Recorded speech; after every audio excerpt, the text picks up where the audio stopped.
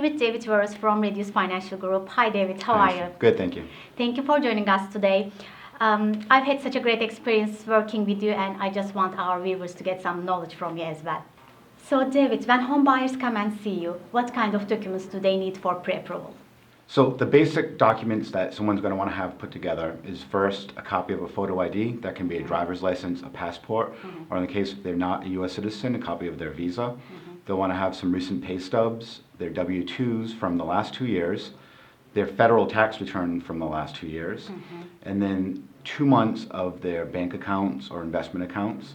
And that's just to start. If there's a different situation, if someone might be self-employed, we're going to request things like their business tax returns. If someone owns some property already, we're going to request some documentation on those properties. And of course, throughout the process, every buyer is different, so there might be a couple things that we ask for along the way. How long does it take for a mortgage pre-approval? So I'm actually authorized to do most pre-approvals on my own. If the borrower has all of their documents in line, a lot of times I can actually issue a pre-approval within 1 hour's time. The other thing that we can do that we offer at Radius Financial is we actually have a fully underwritten pre-approval. This is where we take their documentation and we submit it to one of our underwriters. They fully underwrite it, and basically it's a full mortgage commitment subject to the property and the purchase and sale and the appraisal. This can generally range from anywhere from 24 to 48 hours. And how long it's good for? The pre-approval in itself is generally good for 90 to 120 days. The credit report does expire after 120 days. And then personal documents like pay stubs and bank statements need to be updated along the way if they don't find anything within the first couple of months. The other question that I always get asked is, I'm afraid that this is going to drop my credit score by filling up the application and pulling up my credit score. So how much does it really affect for credit actually? So I get this question asked to me all the time.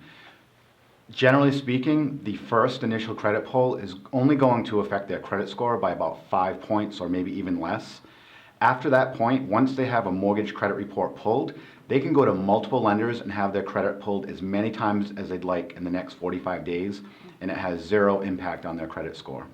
What is the difference between FHA loan and conventional loan?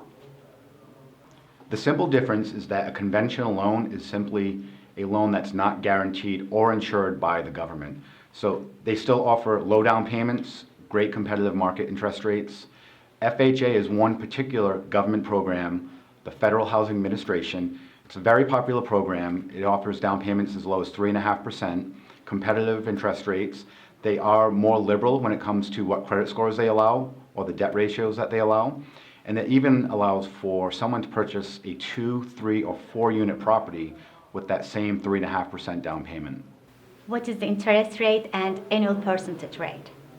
I also get this question asked all the time. The interest rate is the rate that the mortgage and the actual monthly payments are based on. The APR, or the annual percentage rate, is what they call the total effective cost of that borrower getting that loan. So even though the interest rate, let's say, for example, might be 5%, the APR is going to be somewhat higher to some degree. It could be just because of some of the closing costs. It could be because the borrower is paying private mortgage insurance on their loan. So the important thing is that a borrower compare every lender's loan estimate to see if they're comparing apples to apples and how those interest rates compare to how those annual percentage rates are. The other question was, what is PMI and how clients can avoid that? Could you also mention that as well? So PMI stands for private mortgage insurance, also the same as MI or mortgage insurance. It's a default insurance that lenders require the borrower to take out in case they ever default on the mortgage, and the lender's protected. Typically, the PMI is paid monthly. There's also what they call lender-paid mortgage insurance, where the lender pays an upfront premium for the borrower, and they don't have the monthly premium to pay. However, the interest rate is going to be slightly higher. We also offer a first and second, or a blended mortgage program, where we supply a first mortgage for 80% and the remainder on a second mortgage. But one thing that most people don't realize is that if a borrower has a really good credit score, the private mortgage insurance cost really is inexpensive. So sometimes the monthly PMI is the way to go. So what loan programs you have currently that my clients get benefit from? So I've been here at Radius Financial for over 13 years, and a lot of that has to do with what we can offer to a borrower. So we can do everything from all the first-time buyer programs like mass housing, FHA, VA, USDA. We have certainly the conventional type programs, and then we have very, very competitive jumbo programs, which are for larger loan amounts. And then we also have what they call portfolio loans. So for those borrowers in those situations where it doesn't fit into the conventional lending box, we still have outlets in many of those cases. David, thank you. I appreciate you taking the time and explain all of this for us, and thank you so much. Glad to be here. Thank you for having me.